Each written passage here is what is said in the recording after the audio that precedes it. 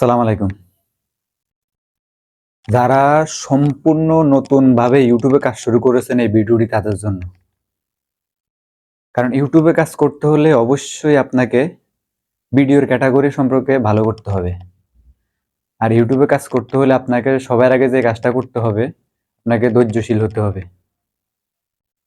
কারণ ইউটিউবে আপনি প্রথমত আইসে আপনার ভিডিও ভাইরাল করতে পারবেন না।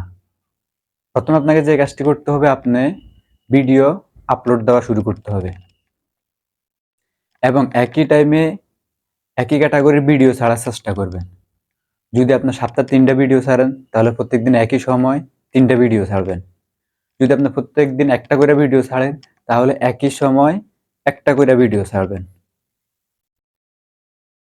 তাহলে হবে কি, আপনার ওই ভিডিও অডিয়েন্সের কাছে সময় মতো ইউটিউব কোম্পানি পৌঁছাইয়া দিব।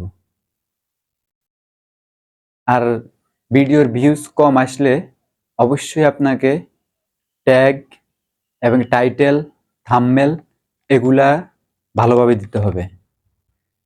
এগুলো যদি আপনি প্রফেশনাল ভাবে না দেন তাহলে কিন্তু অডিয়েন্সরা আপনার এই ভিডিও দেখবে না।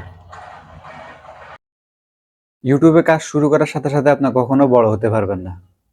ইউটিউবে কাজ করতে হলে অবশ্যই আপনাকে ধৈর্যশীল হতে হবে এবং প্রতিদিন আপনাকে কন্টেন্ট তৈরি করতে হবে। আর ইউটিউবের আপনার নিয়ম কানুন মাইনা চলতে হবে। তখন অবশ্যই দেখবেন আপনার ভিডিও ভাইরাল হবে। আপনি প্রত্যেকদিন একই টাইমে ভিডিও ছাড়তে হবে। সপ্তাহে 3টা ছাড়লে 3টা, সপ্তাহে 2টা ছাড়লে 2টা, সপ্তাহে 4টা ছাড়লে 4টা, একই সময় একই টাইমে। আর ইউটিউবে ভিডিও ছাড়ার সবচেয়ে সঠিক টাইম হচ্ছে সন্ধ্যা 7টা, 7:30, 6:30 বা 6টা। ওই সময় আপনি ভিডিও ছাড়লে ভিডিও অডিয়েন্সের কাছে দ্রুত পৌঁছায় যাব এবং আপনার ভিডিও ভাইরাল হওয়ার সম্ভাবনা খুবই বেশি এবং ভিউজ আসবেই আসবে।